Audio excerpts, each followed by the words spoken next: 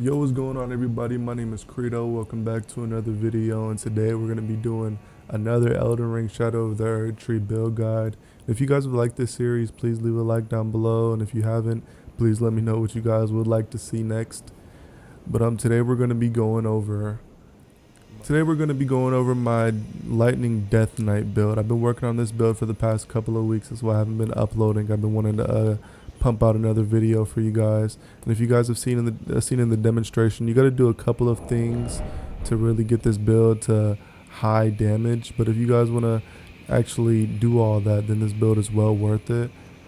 You also have to have a really high endurance to be able to really run this, because I have like a lot of weapons equipped, like boom, boom, boom, and I got this shield right here. So you got to do a lot to really get this build viable. If you don't want to do all that, just go to like one of my more simpler builds, like my Rolanus Twin Blades video. I can put that one up in the cards. If you guys want to watch that one, go check that one out. It's more simpler and easier to get into. You could definitely finish the game just by doing that build. But for the guys that actually want to do this and want to do a whole bunch of damage, this is for you. I've been really liking this build so far. I just defeated Romania, Saint of the Bud, if you guys seen in the demonstration. So if you guys want to like get a better look at what we're running and how to run it, this twin bird kite shield, what it does is, this is like, I added this not too long ago. It was like a last minute ad. I found out that what it does and how it works. So basically what it does is when you're 20% low on health, it gives you a boost in damage and your damage reduction. So basically I did the math like a couple days ago. Once you're at like 336 HP, well, when I'm at 336 HP, it'll give me a boost of like, I'd say 150 attack power and 3 in every single damage negation category that you guys see on my bottom right screen. But for my main hand armament, I have the Death Knight's Longhaft Axe. It's probably, I'd say, top 3 best weapons in the DLC so far. You can boost this damage up pretty high if you do the right things. And we also got the Commander Standard. It gives you a plus 20% damage increase on attack power, so it's honestly amazing. I'd say the best buff weapon in the game, and it also gives you a plus 20% damage negation. So it's good on both ends, so it's worth using on all builds no matter what, as long as you have the endurance to still be able to medium roll. Alright, I'm also using the Jellyfish Shield, which gives you like a 12.5% damage increase for around 30 seconds, I believe. But you guys need to be careful, because once you activate this Jellyfish Shield, right, it'll give you the damage increase. See, I got 1784. I naturally have like 1500 attack power. Once you then go back to your regular weapon and then you two-hand it, it'll then, you know, take like, I think, cut in half the buff. So make sure you guys be wary of that. I wasn't aware of that until recently, so I made that adjustment, and I just started to hold my shield. Alright, so I'm using the Okina mask. Naturally I just have 11 dexterity, but once I put my Okina mask on, it gives me raises dexterity as it lowers focus. So I get a lowered focus, but I get a raised dexterity, and it raises it by 3, I'm pretty sure. Yeah, I definitely get around 3 from it, so I have 14 dexterity now. And the reason that I need the 14 dexterity is because my Jellyfish Shield and my Commander Standard take 14 dexterity to be able to use. So by using the Okina mask, I'm saving a couple of points, and I'm you know, just for being able to use these, which give me a huge increase in damage. I'm also using the Rakshasa gear set. You guys know, I'm pretty sure most of you guys know what these do. They give you an increase damage at the cost of lowering your damage negation. But I don't think most of you guys understand how the Rakshasa gear set actually works. Most of you guys, I'm pretty sure most of you guys just think it just raises your damage negation, as you guys can see at like the middle right of the screen. No, it doesn't do that. What it really does is it naturally is heavier, but it gives you a lower damage negation on the gear set itself.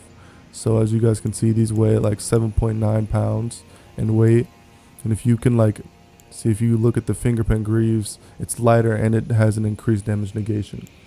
So it's heavier and it has a lower net damage negation. That's what gives you the lower damage negation naturally. So that's how these actually work. I'm also using the Oath Seeker Knight gauntlets. They're just good because, honestly, the Rakshasa gauntlets suck ass, and they only give you like one in almost every category.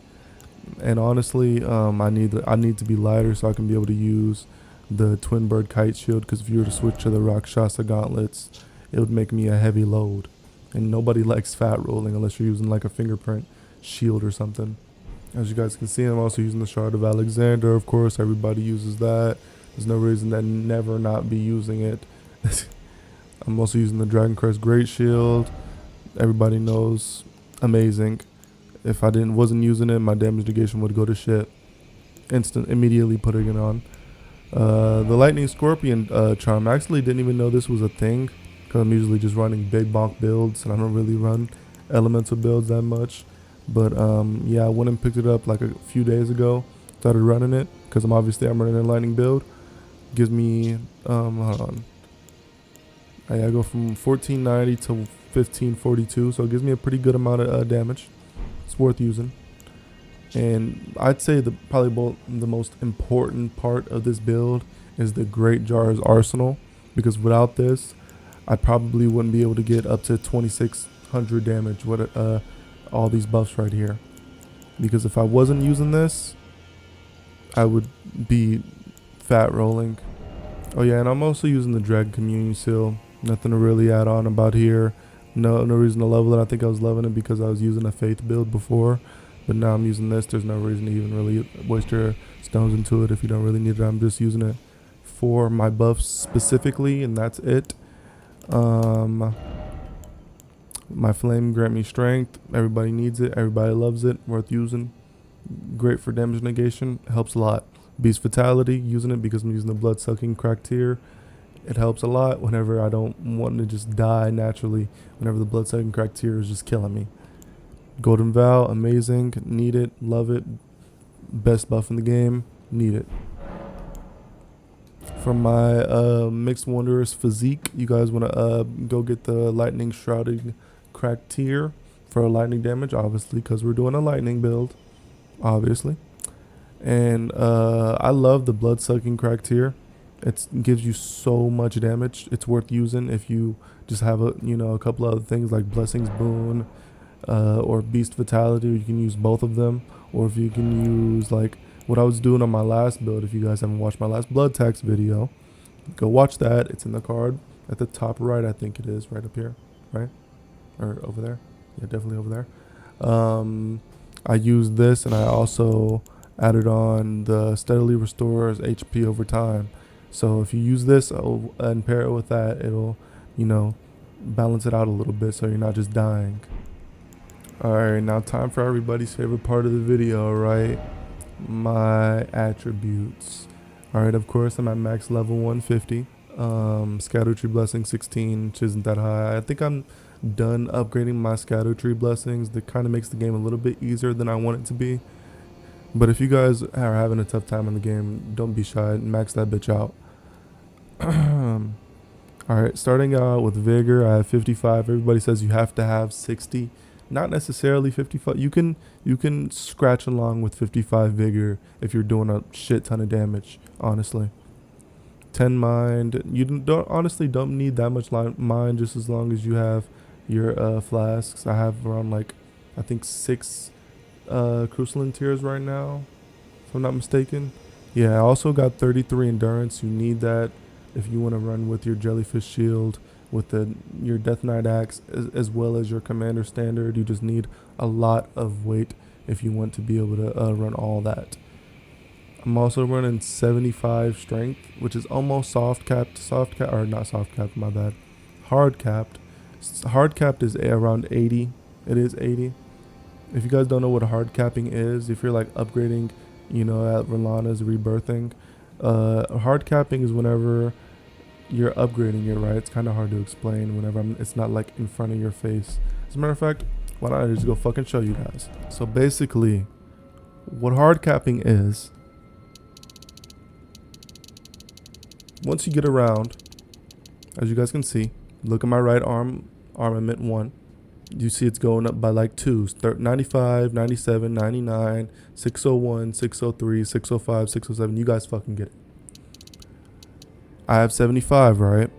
That's not completely hard capped. As you guys can see, I have 626 right now, and it goes up to 628, then 630, then 632, then 634, then 636, and now when I'm at 80, which is the hard capping, it'll go up by 1, which is 637.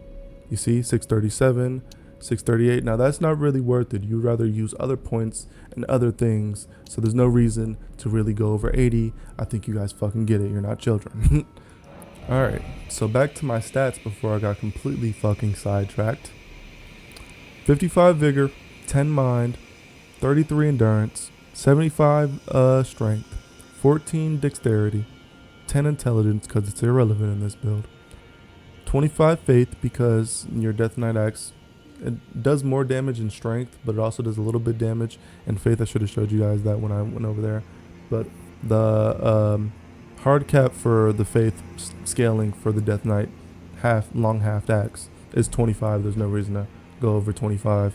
I mean, I think you can go around like 28 if I'm not mistaken. It's definitely 28 is the actual hard cap for it. And then you can use probably things like Blessings Boon or some damage negation incantations if you want to use that. You guys can really do whatever you want with this build. This is just like the basis of what the build is like about. You guys can put a spin on whatever you guys want.